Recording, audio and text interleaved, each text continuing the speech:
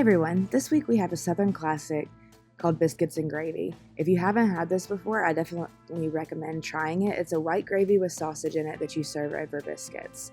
So in order to make the biscuits, your ingredients are going to be all-purpose flour, baking powder, baking soda, you definitely need both, salt, some salted butter, shortening, and then I'm using buttermilk powder because that means that I don't have to remember to go to the store and buy buttermilk, and I just always have it on hand. So you want to use 6 tablespoons of buttermilk powder plus enough water to make 2 cups of buttermilk, or just make 2 cups of butter, have 2 cups of buttermilk in general. I use salted butter instead of unsalted just because it adds a little extra flavor. So you're going to add your buttermilk powder to cool water and then whisk that together until it's fully incorporated. It does like to clump a little bit, but it doesn't clump as much as you would expect it to. So these little tiny whisks are great for getting everything in there. And the buttermilk powder is a really great option if you make pancakes or biscuits a whole lot because it's shelf stable and it works really well. Most buttermilk is fat-free anyway, so it doesn't go rancid very easily. And it just works if you bake a lot but don't remember to buy buttermilk. So then we're going to put all of our dry ingredients in the bowl, so your flour, baking powder, baking soda, and salt, and then mix that together. You can use a spoon. I also like these dough whisks, but they don't mix it quite as well as a spoon does for the dry ingredients. You can sift them together too, but it's not really needed. Then you're going to add your butter and your shortening into that mixture. And the butter and the shortening are solid fats. And so this is a process that you're going to do with pretty much any of your biscuit method recipes. And then use those fingertips to work the solid fat into the dry ingredients. And what you're going to do is just kind of pick up the pieces and basically rub the flour into it. And if you have hot hands, this might not work as well for you, so it might be better to use forks or something. But this process is called cutting in, and it makes the biscuits flaky and soft, and to where all of those fat granules get in between the starch granules, which means that you're not going to develop as much gluten, so they're not going to be as tough. This is the reason that all of these products are really soft and nice. So you're going to want there to be no large chunks of the fat, and the final product after you cut all that butter in should be the consistency of cornmeal or breadcrumbs. And so you don't want any of those big chunky pieces. Then you're going to stir the buttermilk in, and I stir the buttermilk powder a little bit more. And you start out adding about 3/4 of this in. If it's been really humid, you might not need all of the buttermilk because the flour will have already absorbed some water from the air. But a dough whisk works really, really well for mixing this. This is something I've found in the last couple of years because it helps you incorporate everything and get everything in between all of the little pieces. But you do want to mix this as little as possible because the more you mix it, the tougher it's going to get. If that mixture is dry, you're going to add that last lid of buttermilk, but you do want this to be a really soft dough in the end product because that is going to mean your final product is going to be nice and poofy and soft. The more you mix it, the tougher this gets. That gluten is going to develop. It's going to kind of be like chewing gum the longer you chew it, so it's going to get tougher and tougher the more you mix. So do as little mixing as you possibly can. I added a little bit extra flour because I had added a little extra buttermilk and didn't need all of it. So then you're going to turn this onto a floured surface, and you do need a good bit of flour because it's a little bit of a sticky dough. So sprinkle some flour on the surface and then just turn that dough out onto the surface. A lot of people will use rolling pins to roll their biscuit dough out. This is not needed. I'm using my hands for all of this, but flour the top of the dough once you put it on there, and then you're just going to kind of press and pat it out into about a 1/2 inch disc. This does not have to be perfect. We're going to be cutting the biscuits out of this, so don't waste a lot of time trying to make it this perfect thing. Just kind of press it out and you're good to go. I don't use a rolling pin because that's just one more thing that I need to wash. Then you are going to grab something round, a biscuit cutter, a glass, anything round, and cut those biscuits out. Leave as little space as you can between it because the more you play with this dough, the tougher it gets. So you want to have as little scraps as you can, and you lay them out on your pan right next together. So they need to be touching each other because that's going to allow them to rise straight up rather than spreading. So they do need to be touching. And I do leave a little bit of space around the edges so that the sides of the outside biscuits cook a little bit more, and so that they also are not touching the metal and burning. Then once you get that first round in, you're going to press those scraps together, work it as little as possible, and then get that into another little disc, and then cut out some more biscuits out of that. We're going to try to waste no dough at all. And pop those onto the tray. And then with the remaining scraps, this is the most important step that my Mima taught me. The remaining scraps, you are going to make a turtle. Now, Mima always made a regular turtle. I'm making a sea turtle because I love sea turtles. But this is important because somebody in your family, in my family, it's me, is going to want a turtle. So this is something important to do. Then you're going to bake these at 400 for 15 to 20 minutes until they are golden brown. You could brush them with butter ahead of time, but I tend not to do that because sometimes that does make them get a little crispier than I want them to be. I like my biscuits to be soft, but if you want it outside to be crispy, you can brush them with butter before you start. So before we make this gravy, if you guys could go ahead and hit that subscribe button, that would be great because we put out these videos every week and we would love to have you. So now we're going to be making our gravy, and you're going to have 1 pound of ground sausage. Turkey sausage actually does work great for this. So if you have any conditions that you can't have pork or you want something a little healthier, it does work.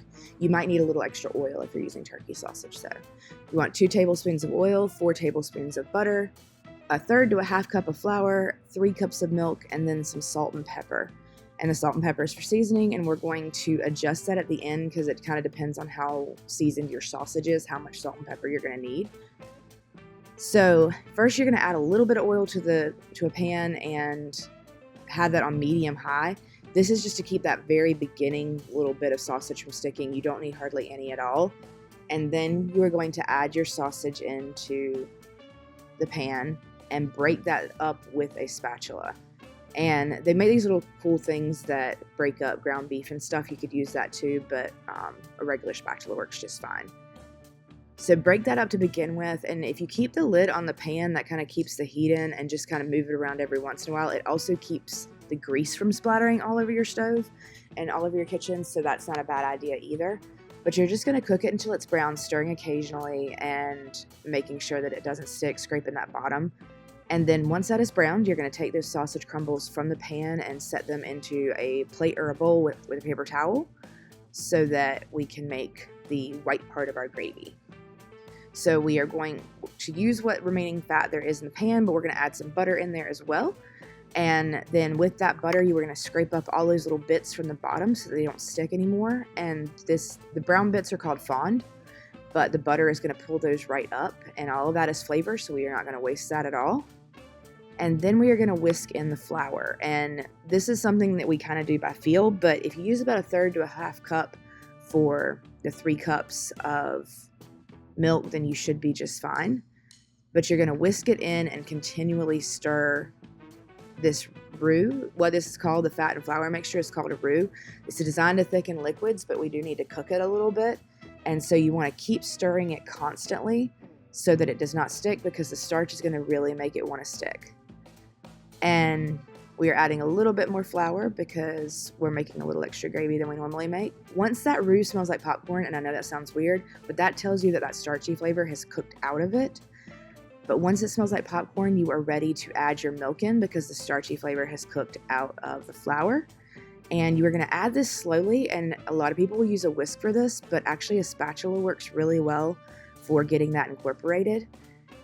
And if you are not, like I said, smell this, make sure it smells like popcorn. If your nose is not working, grab somebody else to do it. You're going to add the flour while stirring and add it in slowly. Sometimes it helps to have 2 people to do this procedure so that one can hold your pan handle if needed. But the spatula with holes is really working well for this rather than a whisk, because it kind of lets you work with more of the mixture at one time.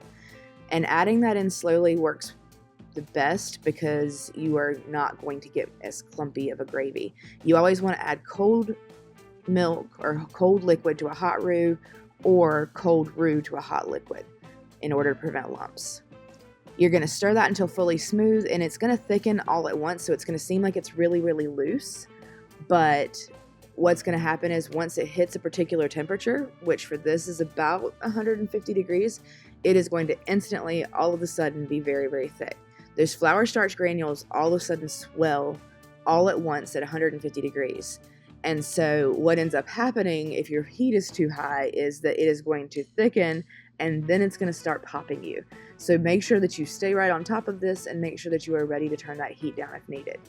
We are going to add lots and lots of pepper because we like a really a big kick to this gravy. We are using white and black pepper because white pepper has like a little bit of a different flavor profile than the black pepper, and so it adds a complexity to it that you may not have ever had before in there. And then we're going to add that last little bit of milk because it is thickened up, and then stir that until it is smooth, making sure to continue scraping the bottom because now we have two things that burn really well, milk and flour, so those things will stick to the bottom really easily. Once it is fully thickened, you're going to add your sausage back in and stir that around to coat, and it should still be pretty warm from when you took it off, but you do want to let that heat completely through. Make sure you're seeing some steam, and pretty much at this point in time, you're good to go. You do want to taste this at this stage and adjust the seasoning because this tends to be a very mild gravy, and so you're going to need a good amount of salt and pepper. You can add some other seasonings in there as well, but make sure that you are adding in enough to make it taste okay because the biscuits are bland as well. You're going to keep that on low until it's ready to serve, and so we just kind of set it on the back burner on low until the biscuits come out. If you start your biscuits and your gravy at the same time, that works well because so I make the biscuits, my husband makes the gravy, and it works out perfectly. So once the biscuits come out of the oven, you're going to brush the finished biscuits with butter, and I like to use salted butter for this just because it adds a flavor like we did in the original, and that is going to also make sure that the biscuits kind of retain their moisture over time. Then you're going to grab a biscuit and split it with a fork. Obviously, it does not have to be perfect because we're going to be covering it with gravy anyway, but put it in a bowl open face with the cut part up. Then you're going to add as much gravy on there as makes your little heart happy. This is one of the most comforting dishes in the world. This is actually a snow day tradition for us, so whenever it snows, we always make biscuits and gravy. So we recommend highly that you make this your snow day tradition, and thank you so much for watching this video, and please don't forget to like, comment, and subscribe. And if you want to support the channel at a higher level, we do have some membership levels, so please check those out, and we will see you next week.